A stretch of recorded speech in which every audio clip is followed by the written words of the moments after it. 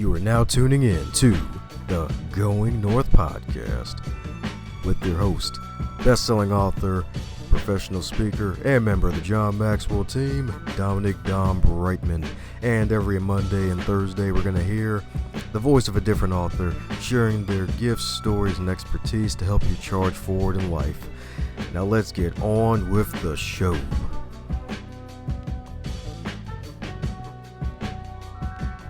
And today on the Going North podcast, we're bringing some fabulous humans from across the globe. Today is no different.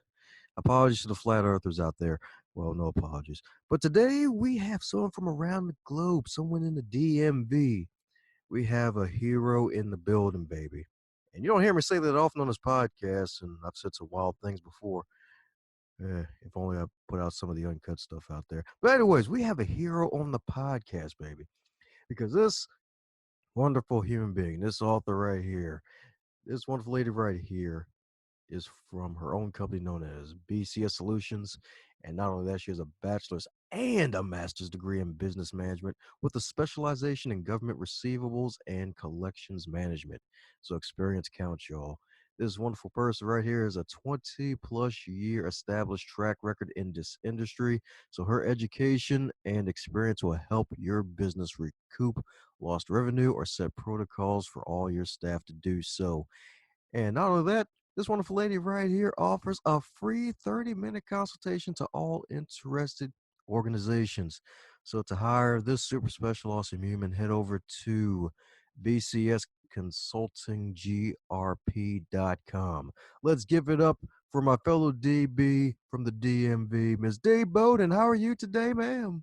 Hey, I am great, sir. Let me start this off by saying good morning, good evening, good afternoon, wherever you listen to this fabulous podcast around the world. I am honored to be a guest on this podcast, Going North. We're going north, south, east, and west. Looking forward to doing 2020 big. That's right. Bigger than all the sumo wrestlers, bigger than the biggest hot air balloon ever. Hey, listen, you know that hot air balloons are my specialty. You know that I love hot air balloons. That is, anybody who's listening, if y'all love hot air balloons or Ferris wheels, we're gonna get along great because those are the two coolest things on earth. Absolutely true. Absolutely true. I got a home organizer buddy who actually likes hot air balloon rides, so this is awesome. Yeah, I'm sitting. No, I see. People think I'm clowning, but seriously. So to get started with the hot air balloon rides, let me tell you. Let me kick this off with a little story. So the reason I love hot air balloons and hot air balloon rides is because when I reached the milestone of turning 40, that's how I celebrated turning 40. I'm originally, so let me, for everybody listening, I'm originally from Boston, and right outside of Boston, I got to actually to do my hot air balloon ride when I turned 40. I got to literally blow up the balloon, set it up. If y'all have ever seen The Wiz or The Wizard of Oz, y'all know that little scene where they blow up the balloon, put Dorothy and all the characters in the balloon. But yours truly was in the balloon, got lifted up into the air, 5,250 feet in the air, 5-mile radius, 5,250 feet in the air, a 5-mile radius. Got to see the two tallest buildings in Boston, which are the John Hancock Building and the Prudential Center. An hour-and-a-half balloon ride was one of the most life-changing things I've ever done. And my balloon was actually called Angel's Kiss. And although that was, let me see, it's been 18 years since I did that balloon ride, which tells you how old I am. Oh, wow. Amazing thing then, still is now, and it's actually one of those life-changing events. You feel like life-changing in a balloon? Well, see, here's the thing. If you've never really stepped outside your box, you would not appreciate this. But those of y'all who have done hot air balloon rides, bungee jumping, surfing, skydiving, whatever it is that's totally like not who you are like every day, then y'all appreciate that story because that was a true outside the box. But it's one of those things. Every time I tell this story, if you can see my face, I got this Cheshire cat grin from ear to ear because it's still one of the most memorable things I've ever done. And I'm excited that it was one of the goals that was on my list and I actually got it done. So here we go. Oh, meow. That's what I'm talking about indeed. Woohoo! Meow.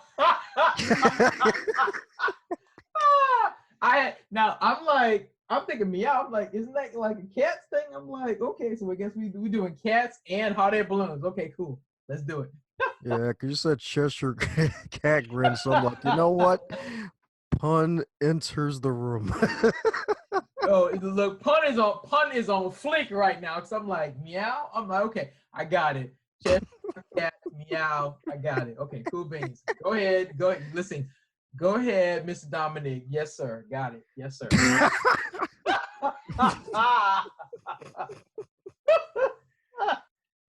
We're having too much fun, and we haven't even gotten into the good stuff yet. It's about to be on. But go ahead. Yes, sir. Yes, sir. Hey, hey, it's all good indeed. It's good with 10 O's if you ask me. Yes, Yes. indeed. Yes, indeed. So the beautiful thing is not only that you made it past the milestone of 40 and you're still alive and super well with the super cape saving companies and business millions.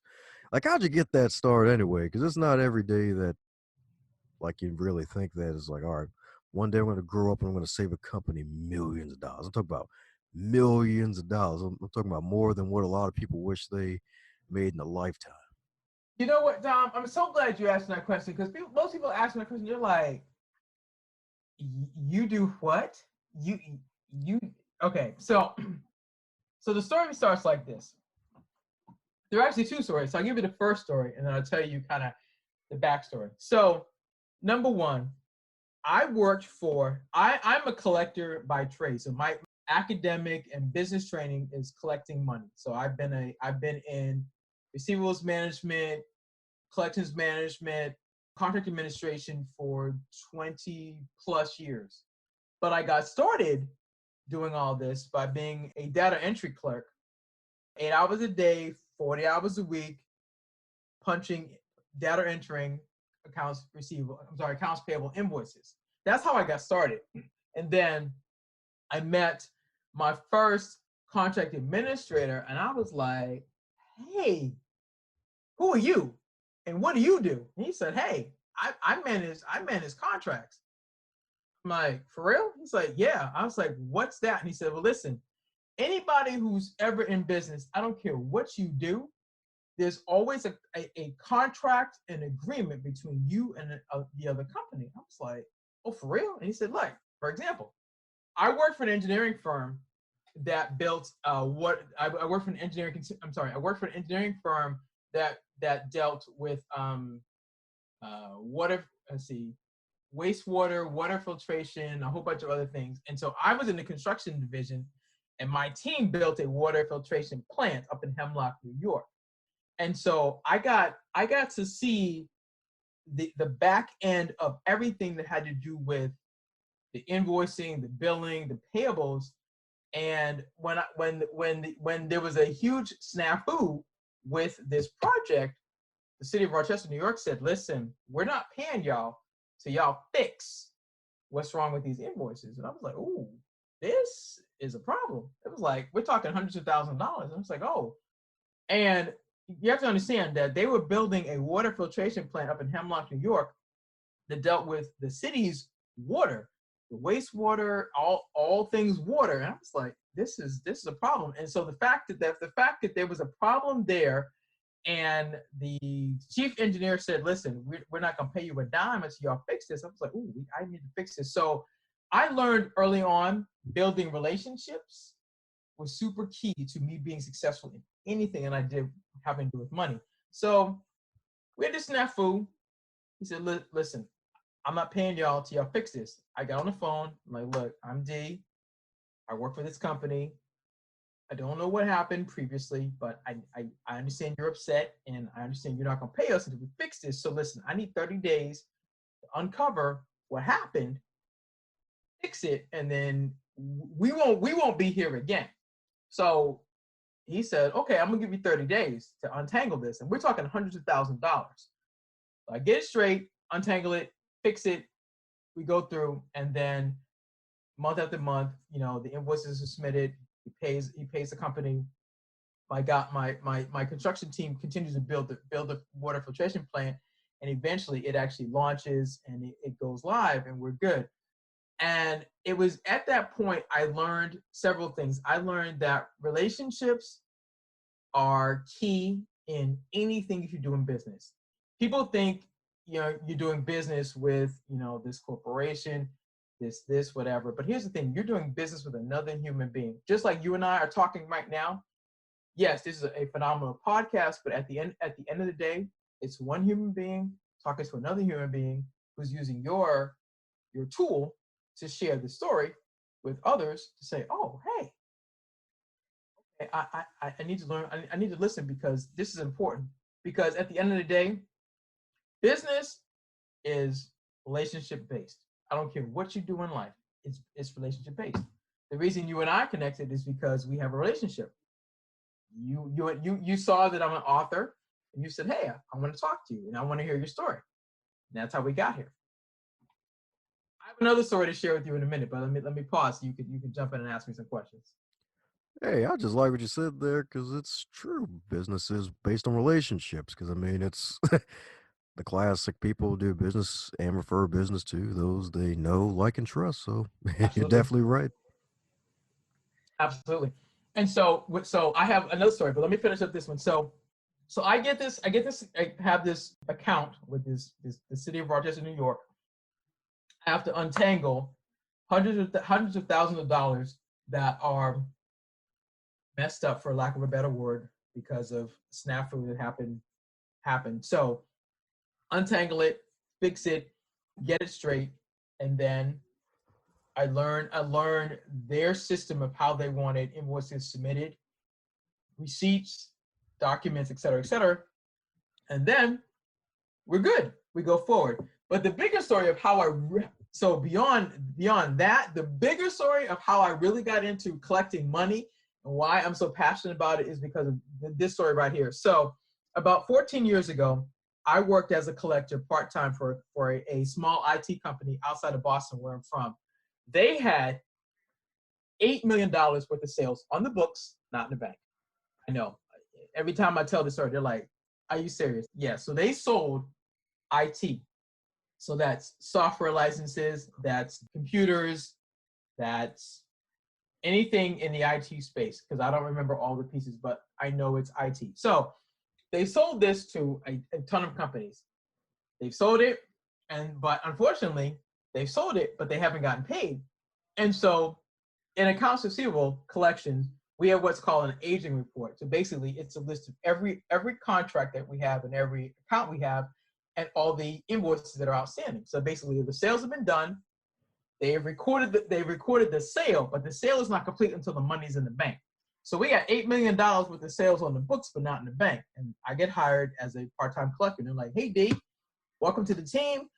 We have all these past due accounts that are 60 days or 90 days past due, and we need you to get to work. So after a short prayer, I get to work, and I'm like, wow, what happened here? And I find out that they made the sale, but the sales guys didn't follow through to make sure the sale was complete, meaning that the product was delivered, that the customer was satisfied, and that we actually billed and got paid. So I get on the phone, hey, this is Dee with XXX company. I'm calling about account number, blah, blah, blah. We have this outstanding invoice, calling to find out how come we haven't gotten paid. And I discovered that, number one, there were a variety of things there were a variety of reasons why we didn't get paid. For example, one company said, hey, Dee, we changed our billing system. So for all of y'all listening, if you're listening, and let's say a company used, let's say they use Excel, old school, and now they're using QuickBooks. They're like, we changed. We're like, we changed from Excel to QuickBooks. You need to reformat your invoices in QuickBooks, resubmit it to us, and we'll pay you. That one company had $4 million in outstanding invoices that would have paid us as soon as we reformatted the invoices from, let's say, Excel to QuickBooks, but basically into their new system. As soon Wow. as true story. As soon as I figured that out, I discovered the bigger piece was that I discovered that I'm a problem solver. So how I got into this, like the heart of everything, is I'm a problem solver, and I love puzzles, and I love to solve problems. And so as soon as I figured that out, I was like, okay, let me get on the phone again and again and again. And every time I'm on the phone, I'm uncovering another problem. I'm uncovering another piece of the puzzle. And so the long and short of it is I recovered $6 million in 60 days, part-time. $6 million part-time. Now, while everybody's going, oh, wow, here's what's crazy. After I get $6 million recovered, the CEO of the company says, listen, I'm going to gather everybody downstairs. We want to have a chat. I don't know about y'all, but if you are in a relationship with anybody, when they say we want to have a chat, that's code for we got a problem. We need to chat. So we get downstairs. The CEO says, listen, I want to thank you all for your services. Appreciate everything you've done. We've made an executive decision, and we're going to close this company. And you've got 30 minutes to gather your stuff and leave the building. Don't fall out, because it's a true story. I promise you. This is a true story. I promise you. You can Google it. This is a true story. True story. And so after I pick my face up off the floor, after I don't work to collect $6 million in 60 days. I work part-time. I work Monday through Friday, 4 to 8 p.m. Eastern Standard Time. And he was like, look, get your stuff out. I'm like, are you serious? I had some choice words, but we're gonna keep it clean because this is how we do stuff. But I'm like, seriously? I can't even begin. I wish you could see my face. I can't begin to tell you how devastated I was, because number one, I was devastated for the following reasons. Number one, this was a small business. And those of you who may or may not know me, my whole passion is about small and medium-sized businesses. And this was a small business that employed maybe less than 100 people. 100 people's lives were changed 2 months before Christmas. 2 months before Christmas, you get this notice that, look here, appreciate y'all, thank you so much, but look, we shutting it down, and y'all go get your stuff. You got 30 minutes to vacate the building. And I'm like, what? And out of that, BCS Solutions, my company, was born. It was born out of this situation can happen at any given time. Dom, right now, in 2019, the following companies on a larger scale have done the same things: Payless Shoes, Charmin Charlie's, Dress Barn, New York and Company just posted last week they're shutting it down. They're closing their stores. Barney's out of New York City, flagship store, is saying, look, we're closing it down.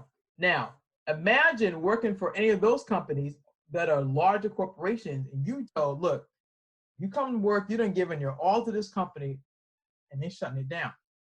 Now, this was a small business, and as I started to say, my passion and what made me launch my business is because if you're a small business, whether you're a solopreneur, meaning you're just you, or you have a team, or you're a small business, meaning you have employees and the staff, etc. It doesn't matter.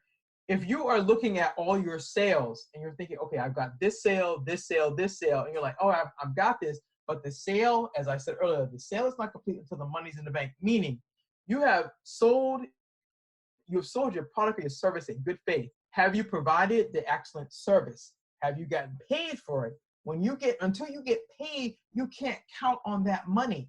And unfortunately, the company I worked for was banking on the fact that they had $8 million worth of sales on the books, but the money wasn't in the bank. So they were making promises and doing all this extra stuff. And then they got caught short, and it was like, oh, oops. Well, oops ended up shutting down a company, and 100 plus people lost their jobs 2 months before Christmas.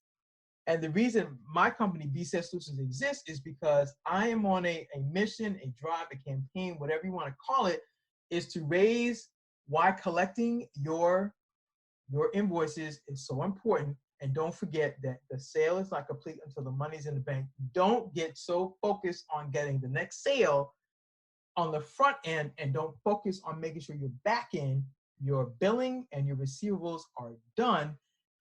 As long as you do those two things, you should be fine. Now, understand, there's always exceptions to every rule, but this is a general conversation. But I'm telling you from my personal experience what happened to me and why I created this company and why I thank you for the opportunity to share the story, but also to talk about, listen, everybody focuses on sales. I get it. You got to sell your product, your service, your widget, whatever you do. Got you all day, every day. But you also have to make sure you get paid for what you do. This company slept on $8 million. And even though I collected $6 million, I was part of a team that was brought on to collect this money. We unfortunately didn't collect enough to save the company. And I mean, there were probably more things that happened, but the point is, from a collections, from a cash flow, accounts receivable standpoint, we didn't bring in enough money to save the company, and so they made the decision, amongst other things, to close it. And so I said that I created my business to do two things: to educate small businesses on why your cash flow is so important and why collecting your money. Two is so that another company, a small business, that if I can get to them, can stay in business and not close and not disrupt the livelihood of people that work for them. Man, that had to be one heck of a rough blow, though, because it's like you probably thought for a second, even though it's like, let's chat, it's like, oh, shoot, I'm about to really get my cape, just help save this company, baby, woo! And get sent packing. And I'm surprised they only gave you 30 minutes, should have gave you all at least an hour. Hmm. Well, it was 30 minutes. And I'll never forget that. And it's the driving force. It's one of the driving forces for why BCS solutions exist. And it's it's one of the reasons why, all of 2019, as often as I can, I've shared this story about, what happened and why collections, accounts receivable, I think the kids call it secure the bag. I don't care what term you use. At the end of the day, you got to get paid for your product or your service. If you don't, you're not going to be in business long. And as I shared earlier in my conversation, I just named Payless Shoes, Charmin Charlie's, Dress Barn, New York and Company, Barney's. These are major corporations that had sales, contracts, billings, and receivables. And somewhere between those four areas, there were some disconnects. And guess what? They're done. You don't have to trust my word for it. Y'all can Google Payless Shoes. They're out of business. Charmin Charlie's is out of business. New York and Company just posted. If they haven't closed all their stores before 2019 ends, they're closing their stores. Barney's out of New York, flagship store that's been around for 50 years or longer, they're shutting down. Like I said, you don't take my word for it. Go Google it. You can trust and believe. You're gonna see they're done and they're closing their stores. And those four areas that impact every business has to have four things. You have to have sales. You have to have contracts between you and another business. You have to provide your service. You have to bill, invoice for your service, and you have to get paid. If those four things are happening on a cycle, on a regular cycle, you will not be in business long. And that's where BCS Solutions comes into play, because my goal is to talk about why this is so important, and then what to do when you have outstanding accounts that are 60 days, 90 days, 120 days past due. What's your plan to recover that money so you can stay in business, so you can stay profitable, so you can stay in business, so you can stay in the black versus in the red. Amen to that. And that's such a valid point. And I'm glad you're doing that because that's something that's really not talked about a lot. It's like, yeah, it's like go out there and sell something. I mean, maybe from like a client to client sort of or business to client sort of thing, but B to B, it's like, you know what? Some folks don't even think about that. It's like the whole selling part, but it's still you gotta collect. You gotta collect and actually secure the bag and actually have your quiver full. Like you can't just walk around and it's like it's like being an empty well basically. Like a dried up well is useless. Yes, absolutely. Absolutely true. And it's funny because I've learned that, how can I say this? Most people would rather get a root canal than have to ask somebody for money. I mean, if you think about it, come on, Dom. You know as well as I do. Don't nobody want to have to ask somebody. Listen, if you owe me $20 and I have to come ask you, you know how you do. Yo, Dom, what's up? Hey, I don't want to have to ask you for my money. But here's the thing: in business, you have to be comfortable with two things. You have to be comfortable selling. You have to be comfortable collecting. And if you're not comfortable with collecting money, either you as a CEO or you have a team, you got to have somebody like me who loves collecting. Because here's the thing: if you expect to stay in business long, you have to collect on your sales. You have to, or it's like, why are you here? What are you doing? What are you doing? What are you doing? Amen to that. Amen to that. And I thought S&C stood for South Carolina, but nah, it's sales and collect. That's right. Sell and collect, baby. That's right. That's right. Don't call collect. Just come to collect. Yep. Ah, beautiful indeed. Beautiful indeed. Will save the company $6 million in 60 days. My goodness. You probably felt like you had a 8-pack after that one. I did. You know, it's funny because when I tell that story, most people are like, seriously? Listen. So one of the things I'll tell anybody, you are free to go, you are free to Google anything I told you. I can tell you the name of the company. I can tell you a date went out of business, all that. But more importantly, yes, I felt amazing when I collected that much money. You know, when I looked at it and I said, oh man, we crushed it.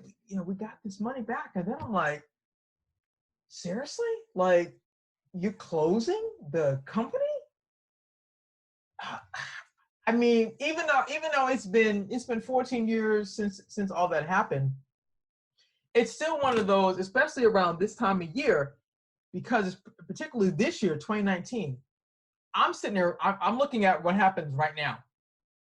Payless Shoes, Charmin Charlie's, Dress Barn, New York and Company, and Barney's. 5 major companies that do much more than the $8 million that were on the sales and the $6 million that I recovered. The point is that there were people that went to work with these companies day in and day out, and they expected to be with them for a long time. Imagine going into work for a company, for a small business, and you're like, hey, I thought we were good. Yo, they had these little chats and say, oh yes, sales are this and profits are that and yada yada. And you're like, okay, good. And you get this call, like, look, just like this, I snap my finger. Yep, we need to have a chat. Things are changing. Well, I have no idea what happened on the corporate level for those 5 companies I just named. What I do know is that there were people which make up the companies that went to work for them, and they get this notice that, listen, we're closing our stores, and you now have to regroup from what happened and then figure out what you're going to do for the rest of the year. I've been there enough that I know that it's a very devastating blow. And so I created BCS Solutions to have this conversation, number one. Number two, to offer it as a resource for companies, small and medium, that have these outstanding receivables that they don't want to have to collect the money, because number one, they don't want to have to go deal with their vendors. They don't want to have to deal with their customers. They're concerned about the relationship, and they don't want to mess it up. And I understand that. I understand it's very sensitive when you finally get a customer that says yes to you, and you do your presentation. They finally go, yes, I'm in. You sign the contract, you do that. And nobody wants to go have to ask for money. I get it.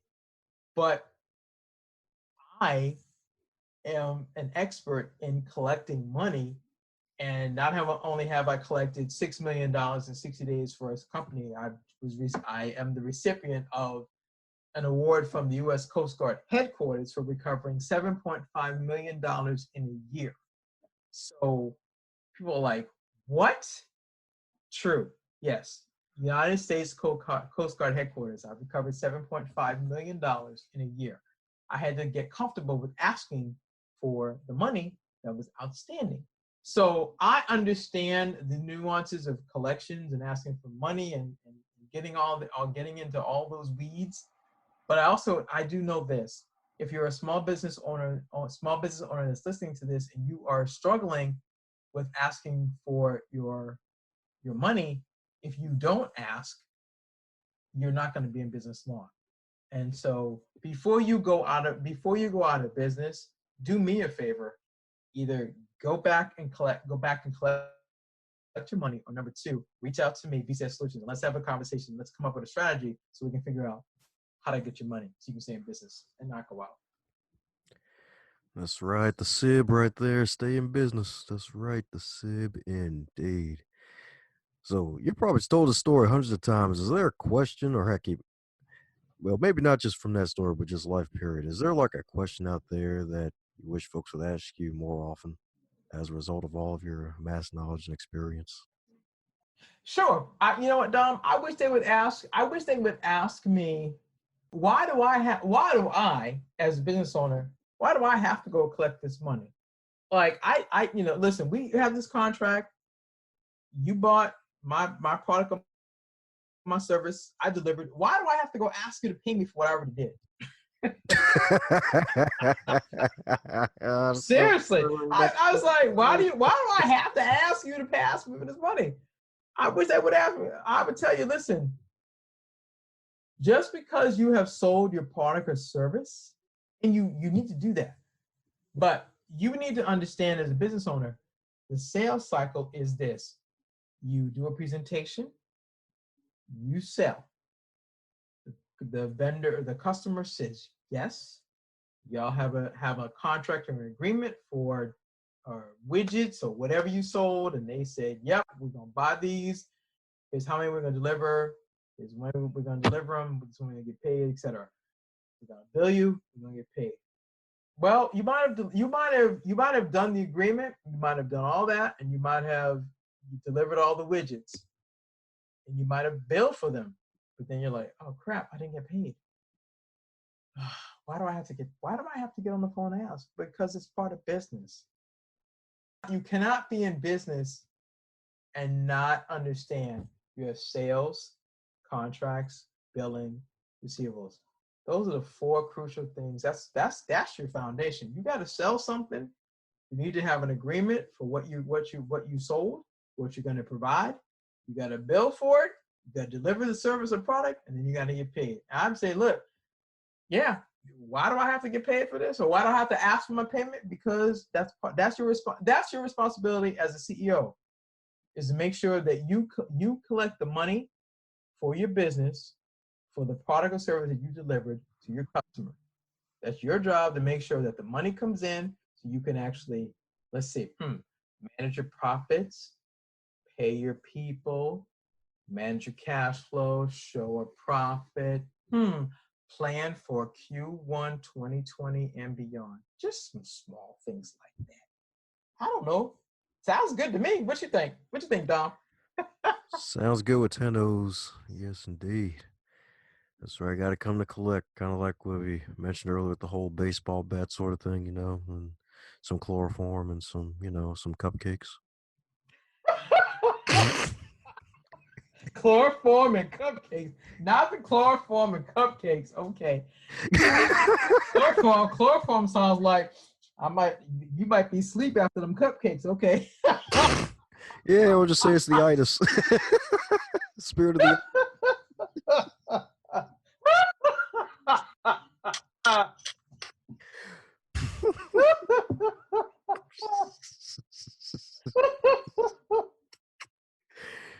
Oh boy. Okay. You might be asleep after the cupcakes. Okay, that's what we telling y'all. Y'all might be asleep. What's in the cupcakes? I can't tell you. I promise you I can't. But listen here, you might want to pay that bill. That's all I'm gonna say. You might want to pay that bill. That's all we got to say about that. Before them cupcakes, like Cinderella, before the clock strikes 12, you might want to eat the cupcake and pay your bill. That's all I'm saying. That's all I'm saying.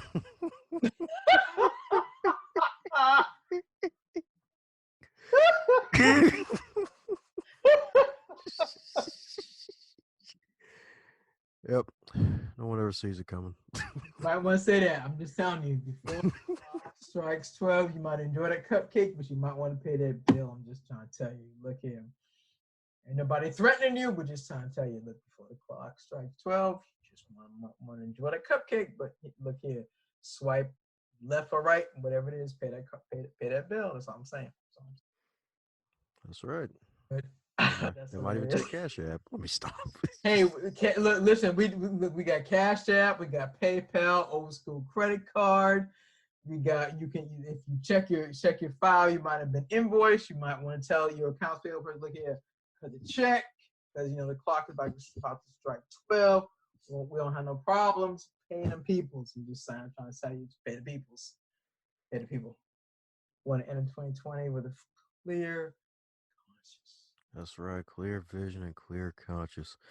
Yes, indeed. All the hidden puns. That's right. Beneath the sand. And not even scratching the surface either. Yes, indeed. Yes, indeed. So not only that is that you tell your wonderful story, at least share your expertise in entrepreneurial elevation. So is there going to be a solo Dee Bowden project, or is there another project out there that we need to be on the lookout for? Well, Dom, it's a great thing that you asked that question. But first of all, let me tell you about Entrepreneurial Elevation and how I got involved. Excuse me. So, Entrepreneurial Elevation is a book anthology which basically covers 31 lessons from purpose-driven entrepreneurs. That was the visionary for this was Cheryl Wood, which she's a friend of both of ours, and so She's the bomb.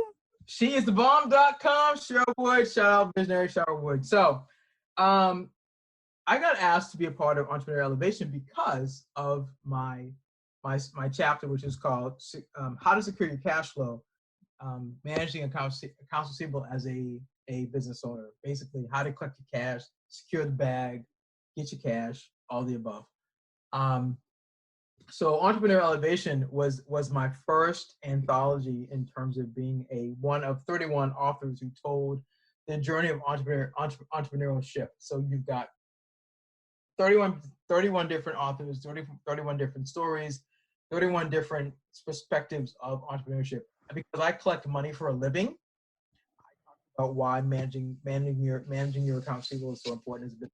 I thought, yeah, this is a necessary thing because nobody talks about this. I said exactly because as we talked earlier, nobody wants to talk about, hey, I need to collect my money. So Entrepreneur Elevation gave me the chance to share my story. Number one. Number two, Entrepreneur Elevation became an Amazon bestseller in the category of business management and motivational management. And so super excited about that and excited to be a part of something that my first time out the gate, being a part of this, it made history on two levels, and it's exciting.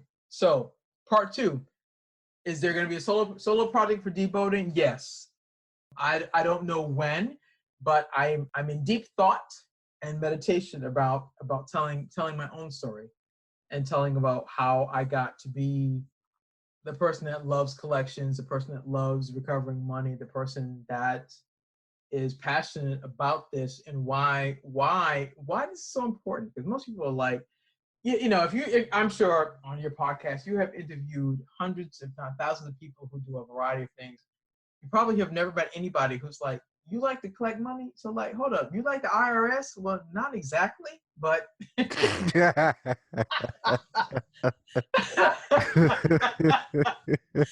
no, I'm not the IRS because I'm not the time. I am not the person, or my business is not the business that comes after you for your consumer debt.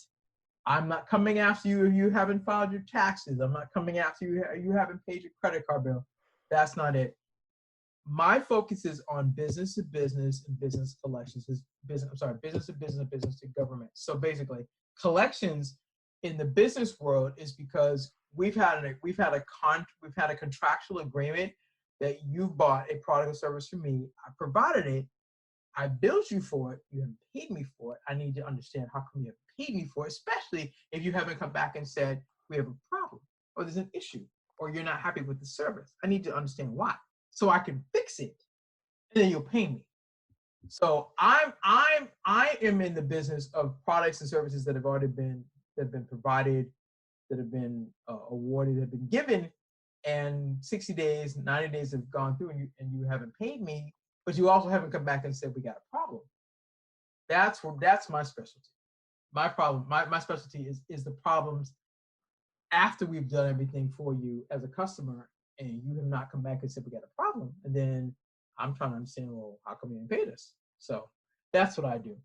And then I'm in deep thought, deep meditation, seriously, right now to figure out, about telling the story.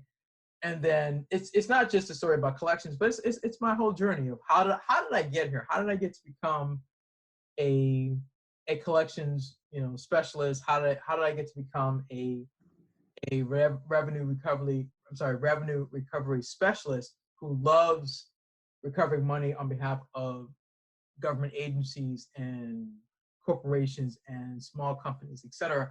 And what did it take for me to hone these skills and learn this? And then, who am I? Who's my background, all that stuff. So be on the lookout. You will probably get first dibs on when the story actually becomes on paper, and we'll go from there. Sweet. So is there gonna be a story about the time I had to jump out of a closet and get your money back for the company, IRS style? Nah, see, look here, you messed up my brain. Stop it. Nah, see, I don't see, look at you. Stop it.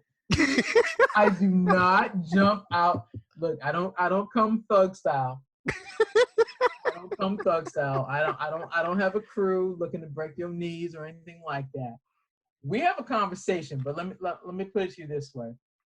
The U.S. Coast Guard headquarters would not have awarded me, would not have recognized me with an award for recovering $7.5 million if I wasn't effective in recovering their money, excuse me. I would not have been featured in Black Enterprise or Thrive Global or Today's Purposeful Woman if I have not been successful in recovering the kind of money that I do. And it's all built on relationships. I mean, I know we're joking, we're having lots of fun, but here's the thing. Business, I don't care what you do, it's built on relationships, including recovering money. I have been successful because it's been about building relationships, and it's also about two things. It's been about being respectful, number one, and number two, it's about showing gratitude. My secret sauce is gratitude. Most people are like, Dee, come on, for real? Listen, most of your listeners have probably heard the story about your mother or father or somebody in your family told you, listen, I don't care what you do for a living, be the best at what you do. If you're a street sweeper, sweep those streets like the best street sweeper you are. The point is that there's honor in doing what you do for a living. If you are an administrative person, you may be surprised how many people look down on administrative people because you think, they're not really that important. Let me tell y'all, administrative people are the people that make sure things happen. Y'all sleep on administrative people. We, including myself, we are the people that make sure things happen.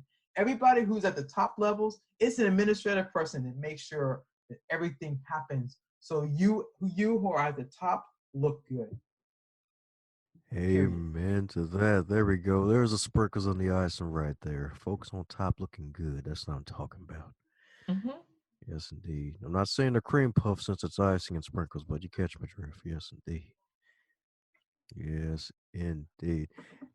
And you mentioned conversation. That's kind of like a skill that's really lacking in today's society. So, what's probably your 3 tips for being a good conversationalist?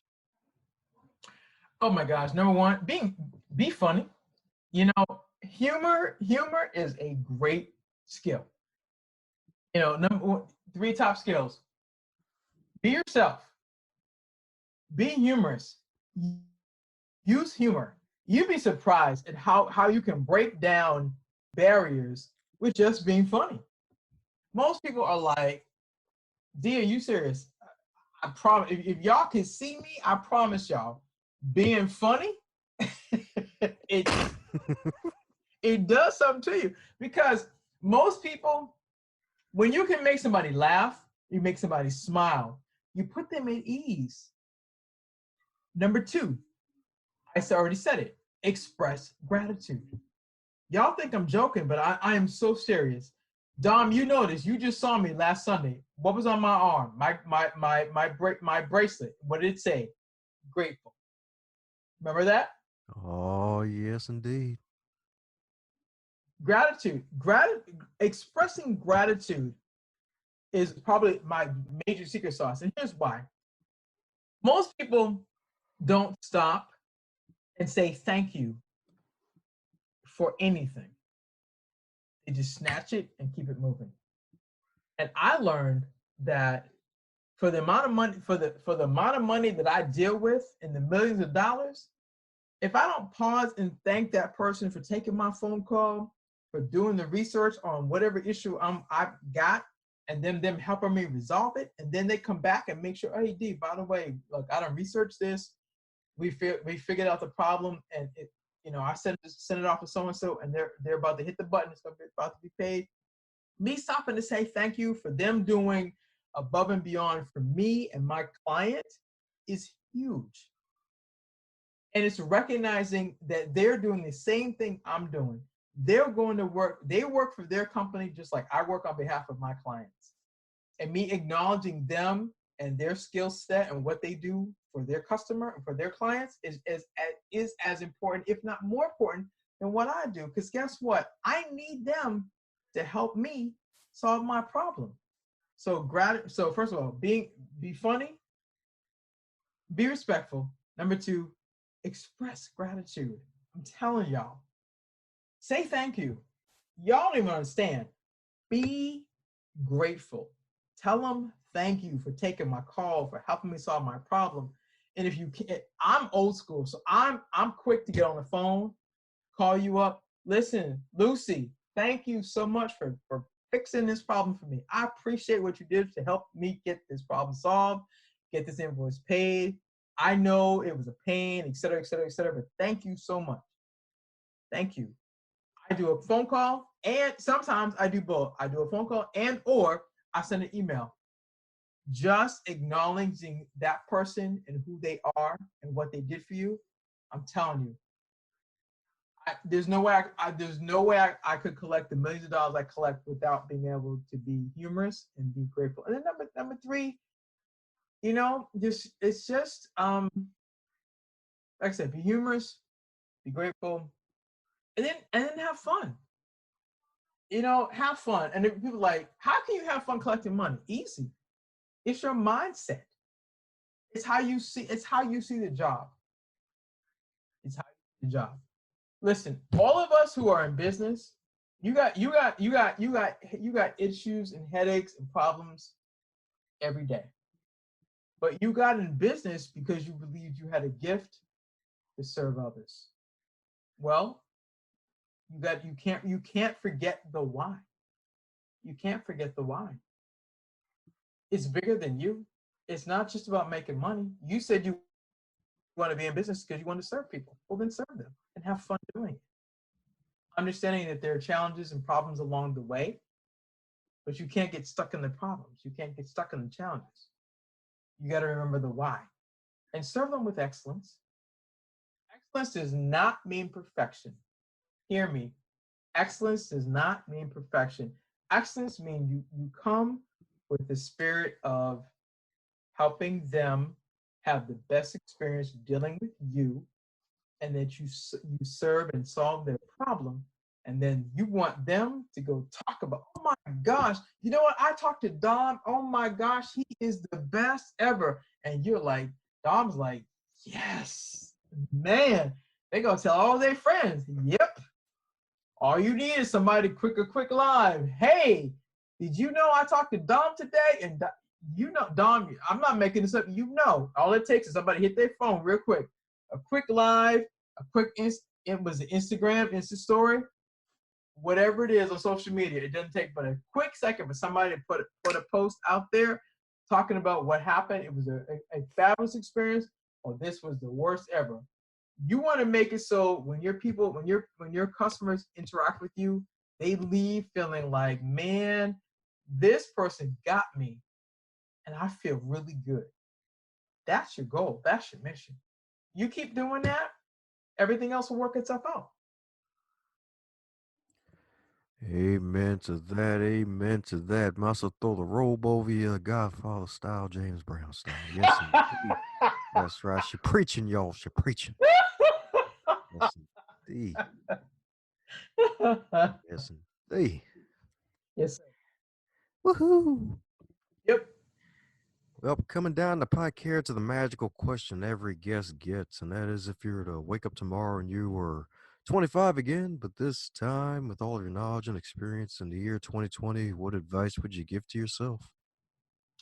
Oh, to my 25-year-old self? Oh, I would tell you, look, Jay, do the following. Number one, save some more money.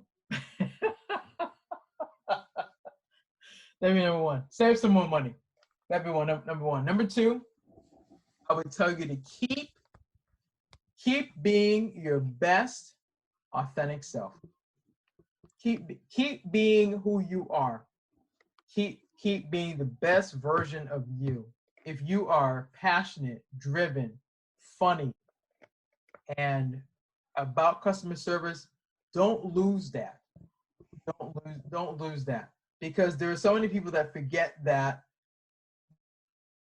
those things make the difference. That's what separates you from everybody else. And number three, say yes. Say yes to new experiences, new opportunities, new people, because it's when you say yes, that's when you grow. That's when you meet new people. That's when you have new opportunities to explore new things, new experiences, new dimensions, and you're like, oh. And I'll give you an example. 2019 has been all about saying yes. I mean, and as we close up, I am honored to be a guest on the Going North podcast. I said yes because I wanted the opportunity to connect with you, to connect with your audience. But more importantly, I wanted to be able to share my story, and I'm extremely grateful for that. But I said yes because I have no idea what happens after we finish this interview, where this is going to bring me. But what it has done is it's given me a chance to share my story, make another phenomenal connection, and connect with your audience. And hopefully, whether it's somebody today or going into 2020, they're like, oh my gosh, she was hilarious. But you know what? I need to talk to her because I got this money that's going. I need some help. I need some help. And I would tell myself, yes, definitely. Have fun. All the things I said earlier. And then say yes. Because saying yes opens up new doors. And don't be afraid of making a mistake. Don't be afraid of don't be afraid of don't be afraid of making a mistake, and don't be afraid of if it doesn't work out exactly the way you saw it in your mind. It's okay. It's part of the journey. Nobody that I know of that has become successful, and however you describe success, has not had fun, has not taken a risk, has not jumped out there, has not maybe not necessarily thought everything through. But here's the thing: they said yes to the opportunity. They went for it. If they didn't do well, they did it, and hopefully they sat down somewhere, got quiet, made some notes, and said, "This was really good," or "This was messed up." Then they made adjustments, and they're like, "Okay, 2.0." The best way I can describe it is this: for those of you that are Android or iPhone, We're up to, I think Samsung is up to, I think it's 10, Samsung version 10. And I think iPhone is up to 11. Guess what? They both started at a 1.0. They launched the phone. They got some feedback. They made some adjustments. Then they've continued to relaunch another version of the phone. They relaunched the phone. They relaunched the phone. They relaunched the phone. Now we're up to, I think it is iPhone has 11. I think Samsung might be 10. The point is that both of those major companies started. They said yes.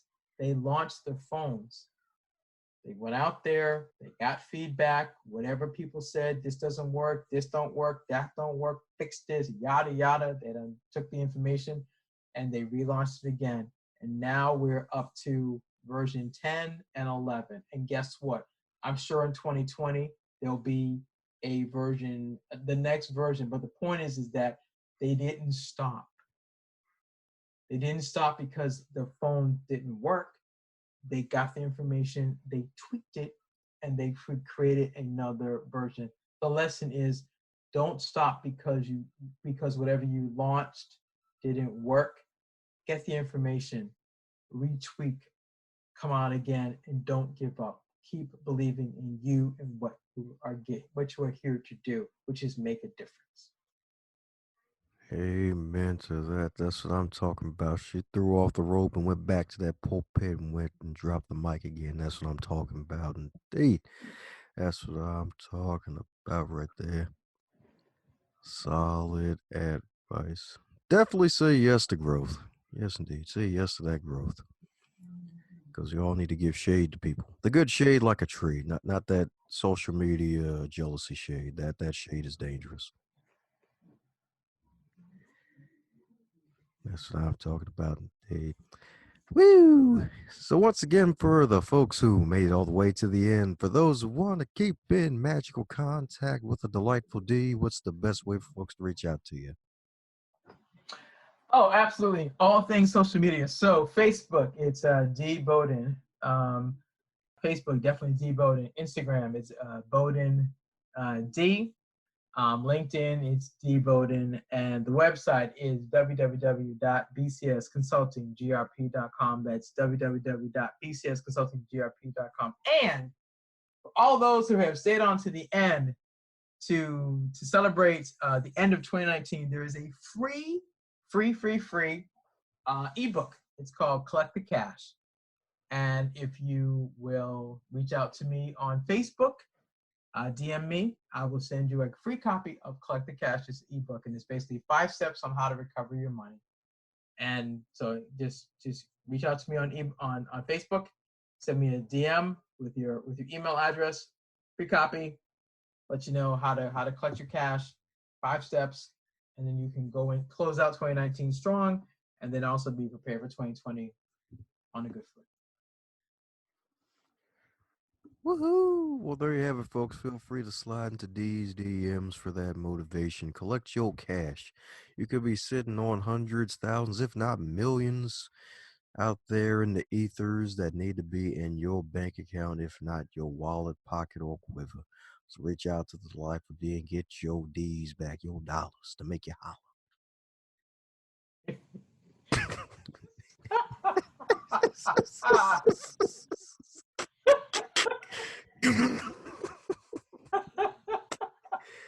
Yes, sir.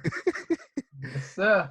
We don't want anybody not having their cash. The goal is collect your cash.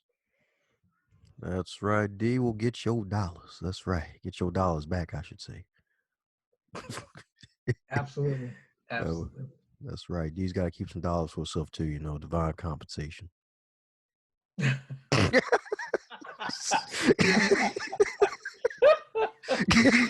Yes, sir. Yes, sir. Look, it is all about the Benjamins, as the kids would say. All about the Benjamins. Absolutely.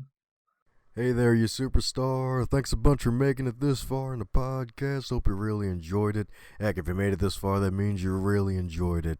Be sure to shoot the guest an email or head over to the social media pages and leave them a nice response that you heard them on the Going North podcast, so that way they can continue to be inspired to do great things.